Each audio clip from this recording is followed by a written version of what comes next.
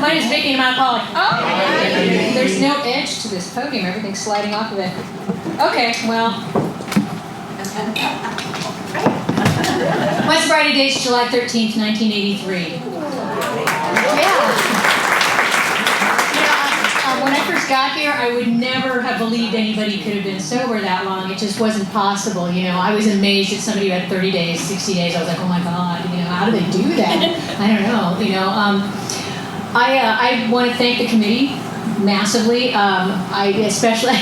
Especially after they heard my little demo, which was done at a young people's conference, like 2 months after my boyfriend ended up in jail for going back out and getting loaded, and I was crazy. I had just started Al-Anon again, and I actually started Al-Anon instead of auditing the class. And I was, the Al-Anons know what I mean, the alcoholics who, I'm an Al-Anon too, and they come in for like 1 or 2 meetings, and then I'm going to work the Al-Anon steps in AA, but it doesn't work that way. Al-Anon is a much harder program. I want to thank you guys.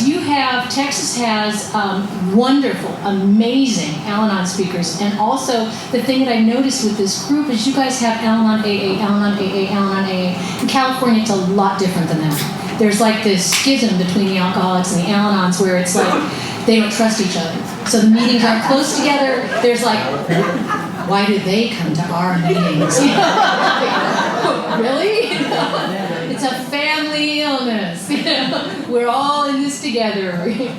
Well, as far as alcoholics go, the only people who really love us at the end are Al-Anon, so being nasty to them is pretty stupid as far as I'm concerned. Because, quite frankly, most of us wouldn't be alive without you guys, on both sides. I know we make the Al-Anon's lives very exciting and interesting. So, anyway, I'm the oldest of 7 children. My family, neither of my parents drank. I saw my father tipsy twice, So I always wondered, when I got in here, where did it come from? Because it's a genetic illness. And I ended up talking to one of my aunts, the crazy aunt in Ohio that no one liked to talk to, and I found out that she had 7 years in Alcoholics Anonymous. And she started telling me stories about my grandparents, about my grandmother who would have spells outside of bars in Ohio. Spells where she would just pass away in the parking lot. Imagine that, And my grandfather, who was probably one of the biggest jerks on the planet, who was horrible, was on a dry drunk.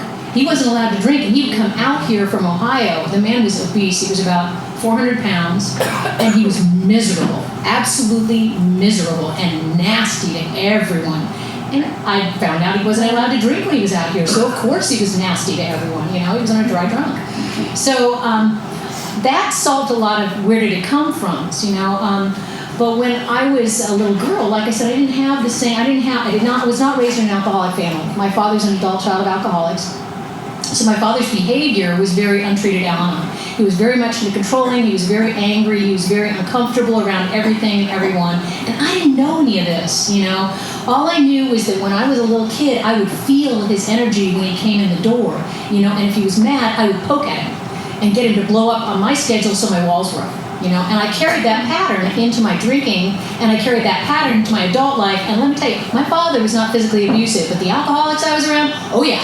I have been bopped into more walls than I can tell you for screaming at somebody about their mother. It's like 5 feet tall, and back then I was under 100 pounds because I was totally sucked up and sick. And I would get up and start telling them about their mothers, and into the wall I would go, and then I'd get right back up and go, "You hit me! How could you?" Totally mortified after telling me, "Go ahead." Yeah, it's not a very healthy pattern. Like I said, raised without any alcoholism in my family, I didn't understand how the rest of the world worked, though. I never, from day one, everybody's talked about it. I didn't fit in. I didn't understand. I didn't get anything about what was going on around me. I was completely clueless and absolutely terrified of the world. And I used to, like I said, oldest 7 children. My mom would send us down the street to get Novahistine, which is a cough medicine for the little kids. To go down to the rec stall because there were 7 of us, and I would wander down there and I'd drink half of it before I got back. The only way she could get me to drink milk was if she put vanilla extract in it. Now, if that is not an alcoholic budding, I do not know what it is. So by the time I was like 12 or 13 years old, I was ready for it, man. And I had a best girlfriend. And I moved out of my family's house, and I was a problem child. Oh God, my poor mother. 7 of us, and her oldest child is psychotic, you know. I'm running around and I'm like, no, I won't do this, and I'm in control, and I'm trying to tell everybody what to do, and just a problem. I am a problem, you know. When I was 17 years old, I wanted to come back home because I was in an abusive relationship, and my brothers and sisters voted I could not. They were like, no, she cannot come back. We don't care what's happening to her, you know. And they were right. They were absolutely right. I caused pandemonium, you know, the tornado running through the lives of all of our, anybody who was around me got caught up in the whirlwind, you know, and off I went, dragging them along with me in my tow. And so here I am, and I'm 13 or 14 years old, and I decided that I'm going to move in with this girl, and she's my best friend, and my mother is a Southern Baptist preacher's daughter, okay? My mother was not much fun. She's very ladylike, she's very, she's very earthy, she's very loving, she's very kind, she showed us how to raise gardens and stuff like that, but my mother didn't know how to wear makeup, and my mother didn't know how to do girly stuff, and this woman was fabulous. She was a speed freak who used to sleep with men and borrow money from them, you know, and I loved her, you know. She taught me how to wear makeup, way too much. She taught me how to dress, way too little. And I was so happy. Oh my God, suddenly I had all this attention. It was phenomenal. I was like, oh my goodness, gracious me. And like Brad said, I was young and pretty, and I was, man. And I was wearing very little clothing. So I got a lot of attention, you know. When I was newly sober, I said to my sponsor, why do men keep grabbing me? And she said, you can see a dime in your back pocket, you can see through your t-shirt. So maybe if you wore a little more clothing, it would stop happening. And I was like, whoa, how about that? That's amazing. I remember telling one of my sponsees, sweetheart, you have to wear underwear under your dress. You have to. And she was like, really? And I said, yeah, you can go commando under jeans, but really, underwear under the skirts, you know? I don't know how to do these things. Most of us, there's like huge chunks of knowledge we're missing if we grew up alcoholic, you know? Things like underwear under your dresses. You know, other things. That may not sound important to a lot of you, but believe me, you know. So here I am, and I decide I'm going to move in with this woman, and I am hanging out with her. This woman never cleaned house. She didn't pay bills. She used to send us down the street to the 7-Eleven at 2 o'clock in the morning to get butter for her popcorn. She was not a good role model. Not at all, but I thought she was fabulous. You know, of course, I'm a budding alcoholic, and she's a speed freak. Who wouldn't want that as a hero? You know, a lot of times when we're raised, you know, we ask, who were your heroes when you were a teenager? You know, all the drug addicts that died. You know, Kurt Cobain and who was Jimi Hendrix. Thank you for reading my mind. Jimi Hendrix, you know, Janis Joplin. Where it's like, oh, if they were live long, you know, live short, die young, leave a good-looking corpse. That's our heroes. You know, it's just wild when we're out there. And so here I am, and I'm living with this woman, and I think she's fantastic, and she had liquor in the fridge, of course. And so her daughter and I sat down outside the garage door one day, and we were drinking. I had my first honest drink, the first one I actually knew I was drinking, and I'm sitting there, and the sun's going down, and I drink this, and it tasted horrible. I have never liked the taste of alcohol, ever, which is why I ended up drinking bourbon or anything yellow, anything gold with a screw top lid. Cheap is better. I don't care how it tastes. I don't like how it tastes. Just drink it fast. It goes away. After the first couple of shots, you don't notice it. But I'm sitting in this garage, next to this garage door, and I'm looking out, and the sun's going down, and the alcohol's going down my throat, and I'm like, yes. Oh, yes. This is it. This is what I'm missing. I am fabulous. Oh my God. I don't care what any of you think of me anymore. I don't care what's going on around me. I don't care about anything. This is it. I have made it. This is the place I want to be. And I spent the rest of my drinking career trying to hit that again. You know, and I would hit it going this way, and I would hit it going that way, and I could never stay there. I tried different combinations. I tried different men. I tried everything I could think of. I would never, ever be able to stay at that place. But I kept trying. You know, and normal people don't get this. Normal people don't get what happens if somebody leaves a half a glass of wine on the table. I'm like, you gonna drink that? I got 33 years. I'm like, aren't you gonna finish your wine? They're like, no, I'm done. I'm like, how do you do that? Done? Done is when I'm flat on the ground. You know? Done is when I'm in handcuffs. Done is when I'm, you know, done? Why would you be done with drinking? You know, that doesn't make any sense. You know, like I said, long-term sobriety, I still think that way. You know, I still go down the liquor aisle and think that is the prettiest bottle. you don't need to be in this aisle. Keep walking, keep walking, keep walking. So here I am, and I'm 14 years old, and I meet a boy in high school, and at this point I'm like, I've been molested as a child, so I'm technically a virgin by choice, but not by circumstance. So I'm like this innocent really. And we meet this boy, we both are interested in him, and I dump the girlfriend, and I go off with the boy and move back home.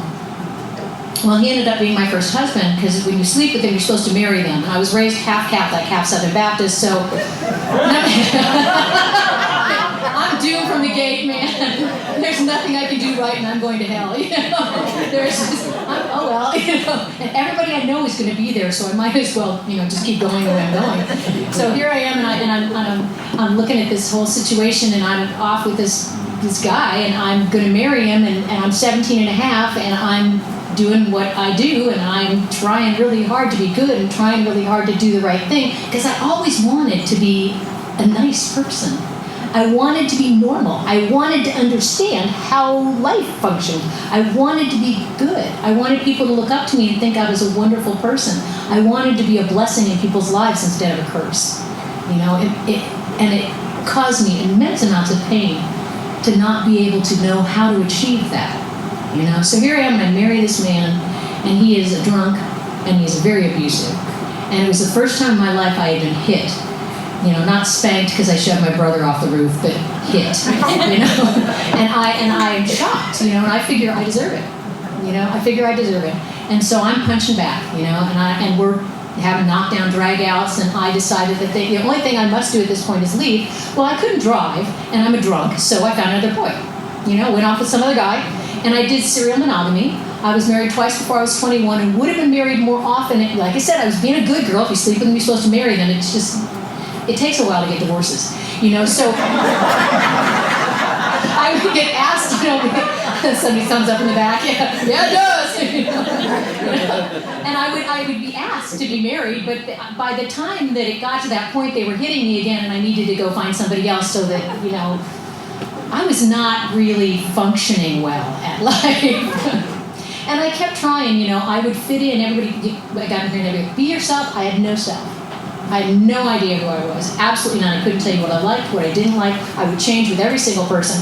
When I was in high school, I had my hair up like this, I had streaks on my eyebrows, and they called me Squeaky. I was a chola. Look at this skin. Do I look like a chola? No, but I was there, man. When I was hanging out with the boys, later on, I became a biker's old lady. And I can't say that because it's cursing. I'm trying really hard not to curse. I'm like you. When I get afraid, I swear. And I'm praying. I'm like, oh please God. I'm also wearing a dress. I never wear dresses. Pantyhose and heels. My own group wouldn't recognize me. I remember my niece saw a picture of me in makeup once. She goes, I think that's my aunt. I was like, no, it can't. She's wearing a dress. It can't be my aunt. So I'm hanging out with the boys, and I'm going from man to man to man to man. And the time periods are getting shorter and shorter and shorter, and my drinking is getting worse and worse and worse. And I'm hanging out with heroin addicts, so I don't have a problem. They're getting up in the middle of the night to go score drugs in Oakland, and I'm sleeping through it, passed out through it. I don't even know they've left. I'm just drunk. And so when anybody says anything like, well, Vikki, what about your drinking? I'm like, he's a heroin addict. I don't have a problem. My God. Yeah, he's using needles, for heaven's sakes. Now, I'll tell you, I was not a drug addict. I was not a drug addict, but it wasn't through any virtue of my own. I have ADHD. My body doesn't process chemicals normally. It processes alcohol perfectly. But if I smoke a dope, I get paranoid and anxious. If I do any kind of speed, I fall asleep. They had to bungee me onto the back of a motorcycle when we went on a run because somebody gave me speed because I was sleepy, and I was out. I was out for 2 days, and they literally just bungeed me under the sissy bar and kept going. I'm small.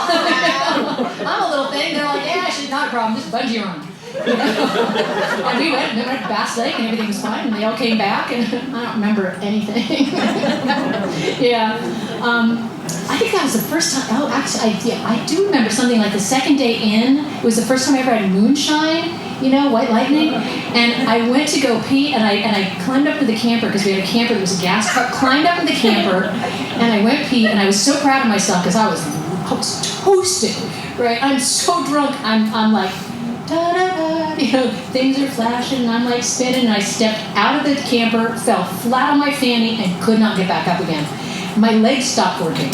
And so they just picked me up and carried me to the fire, and that was it, I stayed there for the next 4 hours, and it was great. My God, And I'm a crappy addict. I'm a great drunk. I loved alcohol. I loved alcohol. Like I said, anything gold with a screw top lid. Just toss away the lid. You don't need the lid. Why would you need the lid? It's not like there's going to be anything left, And I didn't share well. I did not share well. I remember at one point, some of you might remember this, most of you probably won't. On General Hospital, there was the Luke and Laura thing way back when. Okay, so Scotty got sober, right? And one of the things he said was that you don't, some of us that are old enough to remember that, this is way back in like the early 70s. So they were talking about if you're drunk if you drink alone and if you have more than one drink, right? So I would just have one drink. I would have, 12-ounce tumbler bourbon. No ice. Why would you want ice in that? It just, ruins the drink. Just waters it down, and what's the point? You have to drink longer to get the same effect. I'm a drunk. Yeah, I'm a drunk. I never thought about stopping. It didn't occur to me that there was a problem. Like I said, I was living with heroin addicts, so there wasn't a problem, until I had, how do I put this politely? I had slept with 3 out of 4 roommates, and I was in a lot of pain. I'd always been in a lot of pain, and like I said, emotionally. And I had slept with 3 out of 4 roommates, there were 4 of them. 3 cousins and a guy who was raised with them, right? And I slept with one of them, and he brought me into the household, and then I had ended up with the next guy, and he had taken me to a party. This was St. Patrick's Day in 1983, and we were wine tasting, in a hot tub, and now I'm a drunk, so I had a mug. And just put more in it. I don't care what it is. Just put more in it, right? And so I got completely and totally drunk, and I'm naked. I'm in a hot tub. I'm naked. So I go wandering through this party, completely drunk out of my mind, and some guy I've never met before grabbed me, dragged me to a closet, and started raping me. And I never had blackouts. I would see what I was doing and go, oh, that's a bad idea. Don't hit him. But I couldn't stop it. And I would be conscious enough to know what was happening, but not conscious enough to stop it. And I couldn't stop it. There was nothing I could say or do. And the guy that brought me came in, opened the door, said, get off, it's my turn. And the guy did. That's my last drunk. That's my last drunk. I hope your last drunk doesn't look like that, but that's what happens to women in sobriety. Or in sobriety, sorry. That's what happens to women in the disease. I am incapable when I am drinking of defending myself, taking care of myself, treating myself with dignity or respect, or knowing what is safe or good for myself. I am completely and totally incapable. So we went upstairs after that, and because we were spending the night there since we were both so wasted. He looked at me and called me a whore, and I slapped him. And he laughed at me. And he said, you're not worth the air that you're breathing. And that, my friends, is pitiful and incomprehensible demoralization. So when you said that in my first meeting, I went, oh God, because you knew. You knew. And I couldn't tell anybody this stuff. Nobody would understand. And my God, it was my fault. It had to be my fault. Why was I drinking? Why was I wandering around naked at a party with people I didn't know? It had to be my fault.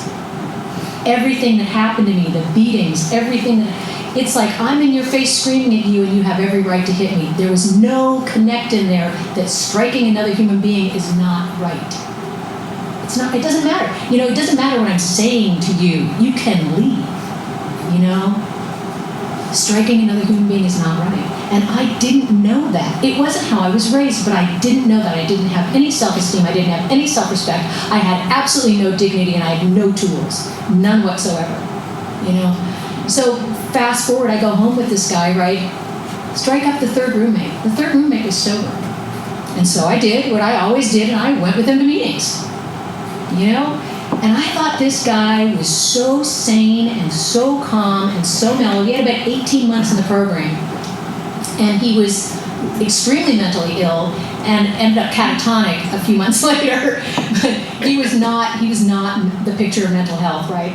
But I thought he was great. I mean, he wasn't hitting me. he was calm, everything seemed like it was okay, and I would go to meetings with him, And you guys started talking, and I started hearing, and I thought, oh my God, I don't think I belong here. I can't belong here. I didn't drink. I didn't have blackouts. I didn't drink enough. I was carrying a gallon jug of wine around with me everywhere I went because it's a ladylike drink. You can go, that's very feminine, And so he didn't realize I had a problem. Like I said, he wasn't all there.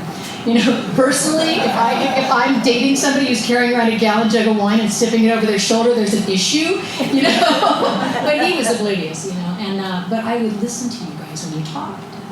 And I thought, I can't belong. I'm 23 years old.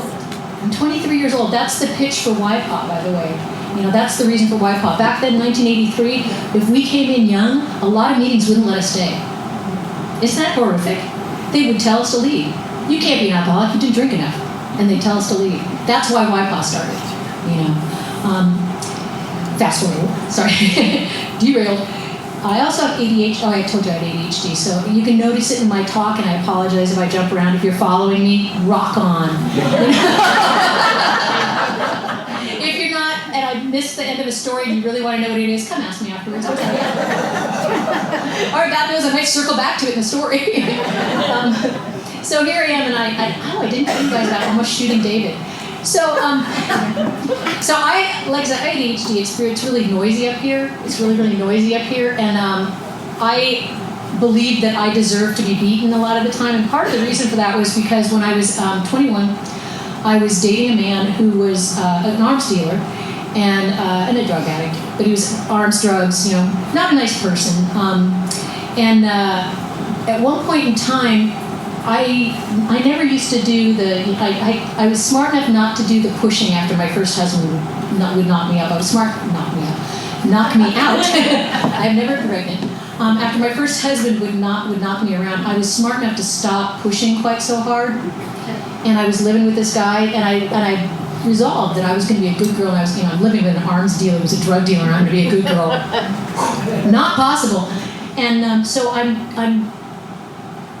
he's poking at me and poking at me and poking at me and telling me what a piece of caca I am and how worthless I am and like that, and I'm believing it. This is part of what's happening here. And at one point I went absolutely, completely, and totally silent. It's the only time in my life my entire head is shut down. And I literally saw red. I know what they mean by that. Decided this quiet little voice said, kill him. And so I walked into the bedroom, picked up the shotgun, snapped it open, made sure there were shells in it, cracked it closed, walked in the living room, and I don't remember anything else. With the exception of the fact that I did not discharge the gun, and he was still alive until he killed himself about 15 years ago. So that scared me. That scared me so badly that I started turning up raging on myself. From that point on, when I get that angry, I'd start hurting myself. So when Brad was talking about that, I get that. I understand that. The anger is so deep, and the fear is so much, and the pain is so deep that I have to start hurting myself. And part of that is being sober now. I don't push other people into doing it. So I have to be very careful with my anger now, even with 33 years, that I take really, really good care when I start feeling uncomfortable inside, that I remove myself from any situation that's damaging or that's frightening or uncomfortable.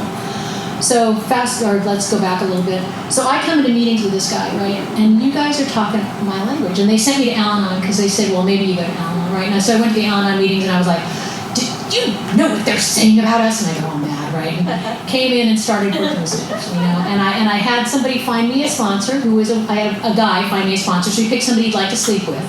And so he said, here, this is your new sponsor. She's great, she's wonderful. And I'm like, okay, and for some reason, I don't know why. I'm the yeah, but kid and you don't understand kid. But when they started giving me directions in AA, I actually followed them. I don't know what happened. It must be a God thing, because it certainly wasn't me, To this day, it's like, well, you don't understand. Yeah, but, oh, no. There's 3 things that alcoholics are horrible at, okay? If you can learn to do these 3 things, you will survive. One of them is to say I'm wrong. Another one is to say I don't know. And the third one is to say I need help. Oh, you knew those. Bravo. Good. You go. Yeah. I mean, those are incredibly difficult for us. Those are incredibly difficult. So here I am with the sponsor, and she's having me read we went through step 1, we did step 2. She had me read the third step every single day for 30 days in the 12 and 12. And I had done the third step at that point. But she wasn't letting me do my fourth. Literally wasn't letting me. Now, if I had a sponsee or somebody who came up to me and said, my sponsor won't let me do my steps, I would ask careful questions like, so do you call them? Have you been bugging them to actually do step work? Well, I just wait for them to call me. Would you do that with your drug dealer? Because if you wouldn't do it with your drug dealer, you should not be doing it with your sponsor. If you want what we have, you wanted it when you were out there, you would go to any length to get it. You better do it when you're in here too. That's the key to success. So I'm working with this woman, and I'm sitting across from her, and we're at a Coco's or a Denny's or someplace, sitting in a big group of people, and we're about to do a young people's meeting. We're going to go up to this young people's meeting that's about 20 miles away, or 25 miles away, something like that. Monterey to San Jose, I don't know what the difference is. But we're about to go up there for this young people's meeting, and I said, do you think maybe when we get up there you can show me how to do my 4-step? And she looked at me and she said, you are such a problem. I have to go talk to my sponsor about you. It's my AA birthday, and all you can think about is yourself. Yeah, I was horrified and ashamed and humiliated. And you know what? I know something? I didn't want to drink. But I wanted to kill myself. Step 1 is about powerlessness. When I truly understand powerlessness, the idea of drinking and using holds no value, because I know it's not going to fix anything. Now, suicide, on the other hand, is an option that I could pick up when I had 6 months. It was like, sure, I'll just go kill myself. Here I am one more time, not worth the air I'm breathing. So I'm deciding I'm going to drive into the freeway pylons, as I'm going up the freeway. We had a Thursday night meeting up at a Catholic winery in the Santa Cruz Mountains, and one of the priests was Catholic. Of course he was. One of the priests was an alcoholic, and so they would let him have all these alcoholics come up and bring him a meeting every week, and we must have made them nuts, because most of us were young, and I cannot tell you what rude things young alcoholics are going to do in the bushes at a Catholic winery. It was just those wonderful, wonderful priests. So here I am. And I am in this Catholic winery, and I see this woman walking towards me, and I had heard her speak before, and she swore as much as I did. And whenever she got drunk, she would lose her panties, her purse, or her shoes. And I loved her. She was my kind of drunk. And so I said to her, a corner in the bathroom, I'm like, when you leave your sponsor, you're supposed to feel bad? And she said, sometimes. Tell me who your sponsor is. And I told her. And she said, sweetheart, I fired that woman because she won't work steps. She has nothing to give you. And I just looked at her, and she said, what a sponsor's supposed to do is take you through the steps, and if they haven't gone through them, they don't know how to do that. That's a sponsor's job, by the way, just in case you wonder, in case you're new, and you're like, what is this sponsor thing? The sponsor thing is somebody who will take you through the book, and you will do the steps with them in the order they're written, and hopefully complete them and have the ability to have a higher power and stay sober. That's a point of a sponsor. I'm not a babysitter, not a bank, not a marriage counselor. I do teaching. I teach my girls things like underwear under dresses, but it's stuff that you've taught me. That's what a sponsor does, and she couldn't do it. What she wanted the prestige of having sponsees without any of the work. So I caution you, if you're looking for a sponsor, make sure they work the steps. Make sure they, or at least are a step ahead of you. Then they have something to give you. So I asked her if she would be my sponsor, and she said yes, she would. And she said, read the first 164 pages and call me when you're done. And I called her the next morning. I read them that night. Don't remember anything I read, but I read them that night and called her. And I went over and worked with her. That was a Thursday. I went over to her house on Friday. She was working from home, and we did 1, 2, and 3 together. She set me up for my first 4th step. I did it over the weekend, brought it to her on either a Tuesday or Thursday, something like Tuesday, Wednesday, and did 5, 6, 7, 8, and started my first 9 step. So if anybody tells you you're working too fast, sorry, I got 33 years at work. It is not the last 4 step I did, not by a long shot. I have done many, many, many, many 4 steps in this program, and they were all better than that one was. That was the most pathetic 4 step on the planet, but it was the best I could do. I was semi-coherent, Let me see my time. Okay, all right. I was semi-coherent. I did not have any idea. I didn't know how to function. I didn't know how to do anything. So I wrote all this stuff down, and I proceeded to go on and get married because it's what I knew how to do. And I married a man who had problems with drinking and using. and was in and out of the program, and in and out of the program, and in and out of the program, and I went back to Al-Anon. And then I left Al-Anon because I was auditing it. I didn't work any steps. I just went for a few meetings, and I kicked him out, and went off with another guy, and yada, yada, yada. That was my pattern for my sobriety. During all that time, things would get really bad, and I would work another set of steps with my sponsor. And I would learn things, I would learn things that were more, how to go to bed on time so I would get up on time so that I could go to work on time. That was a phenomenal concept. It had never occurred to me that the reason why I couldn't get up in the morning was because I went to a midnight meeting and then stayed up until 4 o'clock in the morning. That never, how can you get up at 2 if you went to bed at 4? It never occurred to me. I was like, wow, that is a novel concept. I missed a lot of stuff. And I spent a lot of time making mistakes, and the thing that I got from my sponsor and absolutely love is if I don't mess things up, I can't learn. And if I can't learn, I can't teach. And if I can't teach, I'm useless to God. Because that's what I'm supposed to be doing here, is helping. I'm teaching. I'm a teacher. I can show you how to do step work. I can show you how to go through the loss of a parent because I've done it. I can show you how to change the oil in your car. I can show you how to do all kinds of stuff that I've learned how to do in this program. That's what Alcoholics Anonymous is about. It's about not so much not drinking, because if it was just about not drinking, any fool can do that for one day. Really, seriously. Any fool can do that work for one day. All of us, before we got here, have had at least one day when we were drinking. We just couldn't stay that way. I can't stay that way because I'm powerless. I am powerless. I got 33 years clean and sober, and I am powerless over drugs and alcohol as much today as I was when I got in here. I do not have a choice over what I put into my body today. I don't. My higher power is the grace that gives me my sobriety today. My job is to get out of the way. My job is to do the steps. My job is to not put myself in dangerous situations. My job is it's like having a puppy. I get a puppy. My sobriety is a puppy, and I need to feed it, and I need to take it to the vet, and I need to water it, and I need to walk it, because if I don't, it'll die, and I might not get another one. Take care of your puppy. Take it to the vet. Or your kitty, whatever you want to have as an analogy. If you're not a dog person, or you're not a cat person, but it has to be taken care of. I can't just come in here and, hey, I'm sober, and everything's great and groovy, and then to go on with my life. And that's what a lot of us do. And we forget, I have choices today. I can choose not to drink. Well, baby, if you could choose not to drink, you wouldn't need these meetings, and you wouldn't need God. We are powerless. We're just as powerless today, at least I am. I am just as powerless today as the day when I walked in. Not over. So close your eyes and think about something you did over and over and over when you were drinking. Nobody's closing their eyes, but that's okay. Think about it anyway. So when I was drinking, if you drove with your kids in the car, that means you're a horrible parent or you're drunk. If you beat people when you were drinking, that means that you're either a wife abuser or a bully or a felon, or you're drunk. Quite frankly, I think being a drunk is the better choice. I got a solution then. I got a solution. If I'm the problem, I'm also the solution.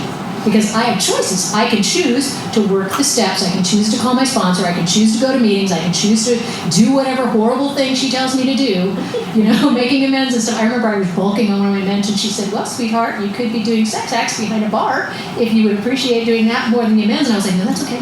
That's okay. It's a good choice. I'll go say sorry. I'll go. And actually, I will go make amends, because she was a big one on, yeah, you're sorry. Amend means to make right. She was like, you need to make it right. And so she and I would sit down and go through what it was to make it right. I had a really hard time with God when I got in here, which I've heard a lot of. Most of us are that way. Like I said, half Catholic, half Southern Baptist. That was not in my. We would sit in church with my mean grandfather in Catholic church, and he would always want to go to high mass. Now, we were living in an area where the high mass was in Latin, and then when we moved, we were in an area where the high mass was in Spanish. I don't speak Latin or Spanish. I have ADHD. I'm wiggling and squirming, and he is whacking us in the knees with his cane. That's my conception of God. If you move, he's going to hit you. And I thought when I got in here, they said God was on the wall, and I was like, oh, I can't do this. God does not like me. God hates me. God is just waiting for me to stop moving so he can kill me. The only reason I'm still alive right now is because I moved so fast, he hasn't been able to get me so far. So when my first sponsor and I sat down, she said, okay, first I had to come up with a conception of a power greater than myself. She said, well, go out and stand in the ocean waist deep and don't fall over when the waves hit you. And if you've ever tried to do it, it's not possible. You know, they hit you, you fall over. She said, something made that and it wasn't you. And I said, okay, so I've got a conception of a power greater than myself. You know, now, she said, what do you want your God to be, and what do you want more than anything else in the world? I said, I want to be loved. I want to be unconditionally loved. And she said, that's your conception of God, and it still is. But my idea of what unconditional love looks like has changed so much in the last 33 years. It is, earth-shatteringly different, you know. But it's still the same thing. What I've learned about my God is that from the God that she and I on our knees saying the third step prayer, and I'm crouching down and thinking, God, you know, please don't kill me, please don't kill me, please don't kill me. I offer myself to thee. You know, I'm so scared. From that conception to one where I could walk into a McDonald's with an Uzi and kill 20 Catholic schoolgirls, and God would not love me any less. There's no punishment. I don't have punishment from God. My God does not punish me. He does not test me. He does not put things in my way for me to grow. That's not my God. That's not my God. Society will punish me because I'm living in a society where killing 20 Catholic schoolgirls with an Uzi is not considered acceptable behavior, you know, so I will be in trouble for that. However, God won't do that to me. God will not do that to me. I do stuff like that to myself. I put things in my way, and I'm the one who punishes myself, and I'm the one who sets myself up for pain. You know, and I can step out of that with the proper tools at any point in time.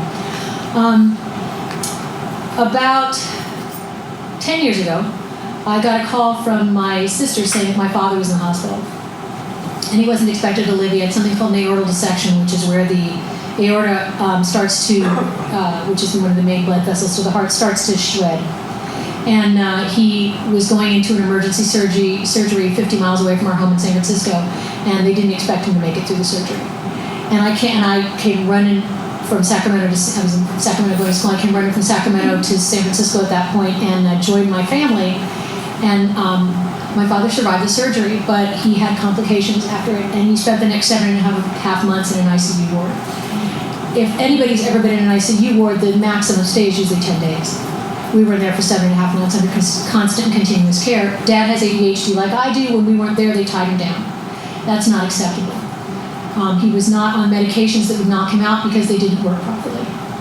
So we were there. My mother was there all day, and she would give him physical therapy. I was there all night, and I would help do, you know, medications, and somebody would be coding in the room next door, and I would be helping to put in to move an IV or something like that because there was no other helpers. I am not a nurse. And I'll tell you, I'm normally, you get me around needles and I pass out, and I'm helping, you know, do wound care and stuff like that. My mother and I were with him the entire time. When he finally passed away, it was very sad, but we were ready for it, you know. But for the first 6.5 months, they weren't sure if he was going to live or die. So we stayed under continuous care. And I cannot tell you, I got text messages and messages from my sponsees and friends on my phone, and I'd be walking up to the hospital, and I'd be thinking, okay, if we showed any emotion, they would kick us out because they didn't want people freaking out in the wards, so we would shut down. We would completely and totally shut down. So I would walk up to the hospital, and I would be like, okay, and I'd call my friend, and I'd go, this person coded, and this happened, and this happened, and this happened, and they'd say, okay, take a deep breath, go back in, and I'd take a deep breath, and I'd suck it up, and I'd walk in the door. But I would listen to your texts, and I would listen to your messages, and I would sit there, and I would think, one day this will be over, one day this will be over. Please, God, just let me get through this night. Please, God, just let me get through this night. And so our defects of character are our assets. Turn inside out. You know, if I am creative, you know, I know how to do a lot of stuff, and what I need to do with my defects of character is learn how to turn them back into the assets they were meant to be. They're just characteristics. Nothing has been removed in my life. Instead, a lot of step 6 and 7 stuff going on today, which is really excellent, because Bill and Bob don't cover it very well in the big book. They're covered really well in the 12 and 12, but not in the big book. It's like 2 paragraphs. So, lost where I was. 12 and 12.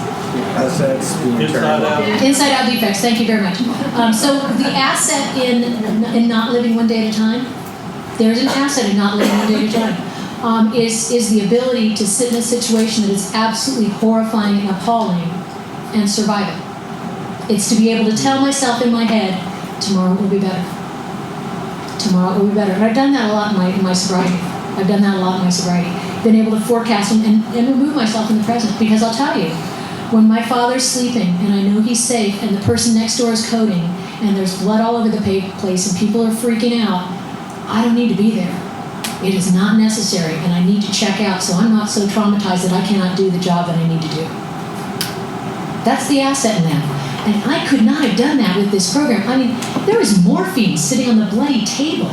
You know, they would give him morphine, and there was morphine sitting on the table, and my friends are like, didn't that make you want to use it? I'm like, are you kidding? I could barely function.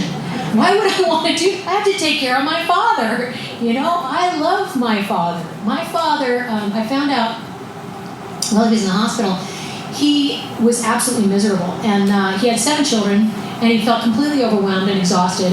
But he would sit in front of the house, and he would look at the house, and he would think, I can't go in there, but I have to go in there. My wife and children are in there, and I want to kill myself, but I can't figure out how to do it without messing up their entire lives. So he would suck it up, and he would come in the house, which is why he was so grouchy when he came in.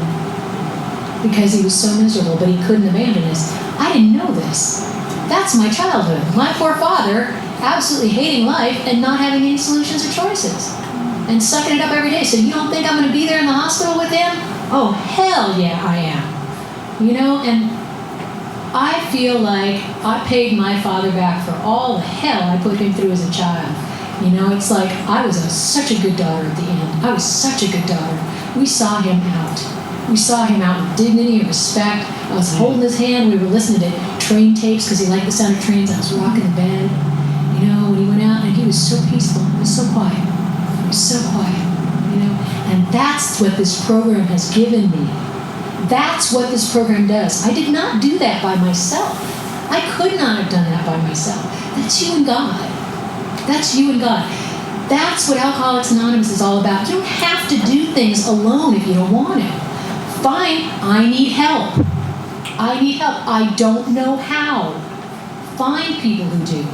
One of the advantages of having long-term sobriety is people come to me and say, I'm going through this, do you know someone else who has? And I'm like, yeah, check on this person, you know. Go talk to this person. Because I know everybody's stories. I've been here for a while. Not yours, but in San Jose. I'm sure you all have fabulous stories too. I've heard some today. It's been very exciting. I love it. I love hearing new people. I love the MP3s. Oh my God. I get to listen to Bill and Bob and Dr. Paul and I got to hear Ebby. Ebby was amazing. Ebby is fabulous. So Ebby sounds like Joseph Cotton when he talks. If you think you know who Joseph does, sounds like Joseph Cotton. And Ebby is the whole reason why we have Create Your Own Conception of God. Ebby was pulled out of a courtroom by white Christian males who were with Washingtonians or Oxford group. I think the Oxford group. Washingtonian? Oxford, yeah. He's with the Oxford group. And they're white Christian and male, right? So he's pulled out of a courtroom by these guys, and they sober him up, and he goes to work on Bill. Number one, he's doing a 12-step call with less than 6 months of sobriety by himself with somebody he used to drink with. Don't do this. Do not do it. Bad idea. Bad. Take someone with you on 12-step calls. I don't care if Ebby did it and survived it. That was a miracle.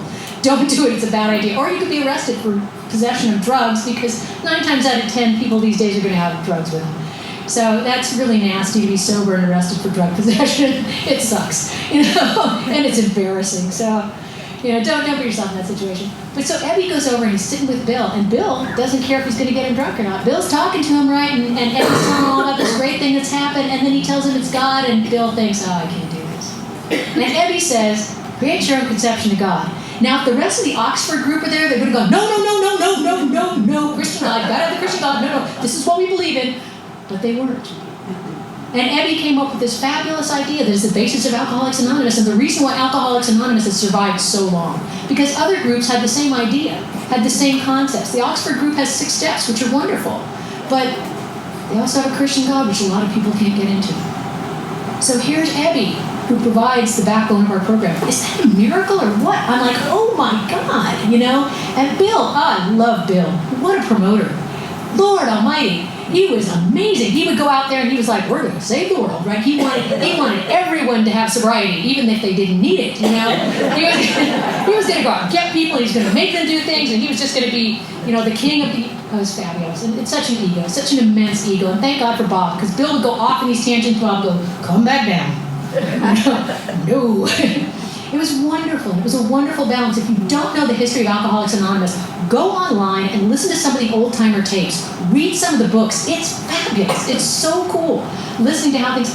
Women were not allowed in Alcoholics Anonymous way back when. Because we were that... I'm that kind of woman. Wives would not have wanted me in their homes, and the wives didn't want that kind of women in their homes. We were not allowed in meetings because we were not nice women. So if one of us by chance happened to clean up well enough to go to a meeting, they'd stick them upstairs with the Al-Anons. So the male and female sponsorship is quite different in Alcoholics Anonymous sometimes because the women are a lot more of the Al-Anon keep coming back, you just keep coming back, you keep working the steps, everything's going to be okay. And the men are like, do the steps or you will die. Now my sponsor was raised by men. So my sponsor was like, do the steps or you will die. And I'm like that with my sponsees. I'm like, no, sweetheart. Like I said, if you would have called the dealer, if the dealer didn't answer the phone, would you call them back? Well, yeah, then call me back. What if I pissed you off? Would you care if you pissed off the dealer? No. Then call me back. I'm human. I make mistakes. If I'm your higher power, you're in serious, serious trouble. There are many things I do not do right. Many things. But I'm a good teacher because I learn a lot of stuff. So, oh Lord. After my father died, I moved back to San Jose and started doing my life. And I was pretty traumatized and pretty shell-shocked at that point, and I had a group of people who took care of me, literally took care of me. Because you can't go through that much trauma without having it whack you out pretty badly, and it did. And I started working again, and I started putting my life together, bought a little mobile home, right? And I'm a collector. I love old stuff, and I love salvaging things. There's a gal called who does something called rehab. I love her. She's my size. She's tiny, and she does the same stuff I do. So I go to all kinds of salvage yards and I'll pull stuff out and I'm doing stuff with my house, and so I'm learning how to do all these things and how to use a nail gun. They still won't let me use a table saw, but that's okay. I let me use a chop saw, but I have to put a little bolt in it to keep me from pushing the button while I'm trying to get it in the right place. It's a little dangerous. But I do beautiful trim work. I do absolutely beautiful trim work, because I tweak. I'm like, it's not quite smooth enough, But I do a lot of the work myself, and so I'm getting my life together, right? And I start to work for a venture capital company. Now, I'll tell you, I'm an ex-stripper. So I'm working for a venture capital company at this point. I got 33 years sober. There is liquor all over that place. I mean, they're like, hey, babe, try this whiskey. I'm like, no, that's okay. I don't like the way it tastes. It usually makes me feel sick, not interested. And I'm thinking to myself, good Lord, where was this open bar, massive amounts of free whiskey when I was drinking? So I work for these people, right? And I'm doing really, really well. And I'm single. I don't do well in relationships. I've had knives thrown at me. I'm not good at. I always pick the guy that's about to get loaded. Always. You give me a room full of 100 men, and the one I'm going to be attracted to will have 15 years and be on the edge of getting loaded. Every single time. And he'll go with me. He'll go. And I used to think, this happened 3 or 4 times, and I thought, what is wrong with me? Do they need to be loaded for me to date them? I don't understand this, right? This is just crazy. And I'm thinking to myself that, I'm the common denominator. Now, I've learned in the program, when I'm the common denominator, there's something I am doing. There is a problem with me. But I understand from my different sojourns in Al-Anon, Mary Pearl tells a great story. She's an absolutely wonderful Al-Anon speaker. And any alcoholics that are having a hard time identifying with Al-Anon, listen to some of Mary Pearl's stuff. She's an Al-Anon like we're alcoholics. I mean, she drowned her husband and brought him back, She's fabulous. She's wonderful. I love her. I love Mary Pearl, And I could relate to Al-Anon through her because the women in the Al-Anon meetings were so nice and quiet and kind and polite. I couldn't relate to that. I was like, I'm sitting on the sink, the pipes in my home group break at midnight, and I'm sitting on the, feeling uncomfortable. I had 9 months, feeling uncomfortable, like I don't belong, and I'm like, all these people are calm, and I don't know what's happening. The pipes break. One of the guys brings his Harley tool pack and rolls it on the top of the counter and swearing and throwing people out of the way. And he's fixing the pipes, and he reaches up and I go, what do you need? And he's like, crescent wrench. And I hand it to him, and he looks up at me and he's like, okay. And I'm like, he's swearing and throwing tools. I can stay here. I understand swearing and throwing tools. I don't understand hugging and loving, but swearing and throwing tools. I get that, you know. So I had a really hard time identifying, you know. And here I am, and I couldn't figure out what was going on. I'm getting more and more isolated and more depressed. I've got long-term sobriety, and my sponsees aren't giving me the kind of happiness they used to, and I'm feeling like I'm disconnected from everybody, and I don't understand what's going on. And I keep going to meetings, and I don't drink, and I keep going, and I meet this guy, and he absolutely sweeps me off my feet. Roses all the time. Boy, let me tell you, absolutely amazing man. Wonderful, loving, kind, gentle, intelligent, and about to go out. And I fall madly in love, and we're living together, and one day he disappears. Now, just disappears. I can't reach him on the phone. I have no idea what's happening. He doesn't come home. I'm like, what? You know, and I'm calling, and I get like a text message back that says, I'm okay, I'll talk to you later. Now, I have never had a drunk or addict in my life that didn't come home. They always came home. They beat me up, but they always came home. So I have no idea, and I'm, you know, at this point I got like 32 years, and I have no idea what to do. I'm completely and totally confounded, and I'm starting to like, he shows up 2 days later. You know, I get a call from jail actually. He's like, would you come pick me up? And I'm like, it's midnight on a Sunday. I'm like, what do you mean would I come pick you up? Pick you up where? I just got out of jail.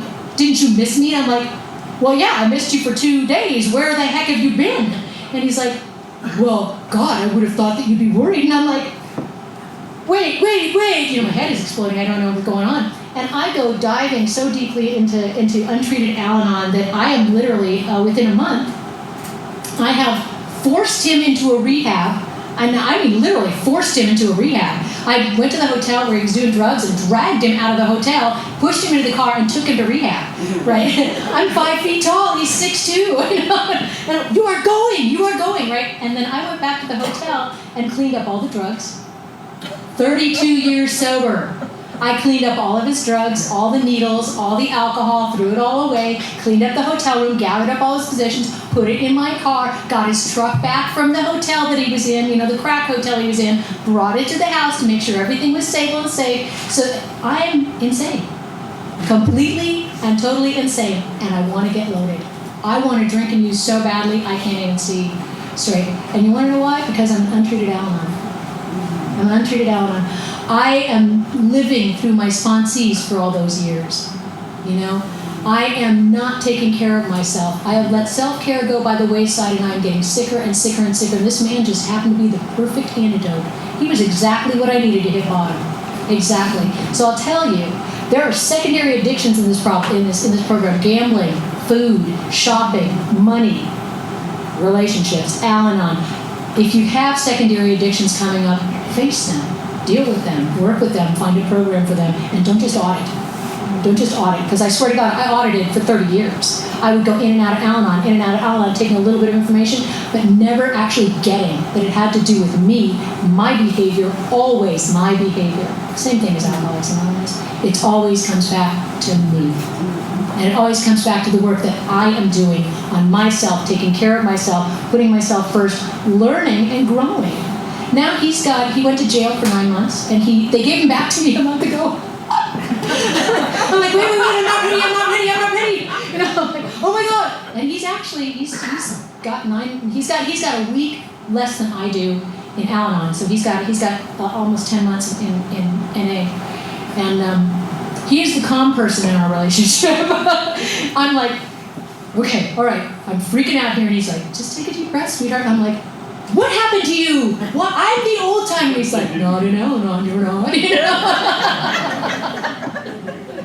But I am so happy that I finally found what was causing me so much pain for so many years.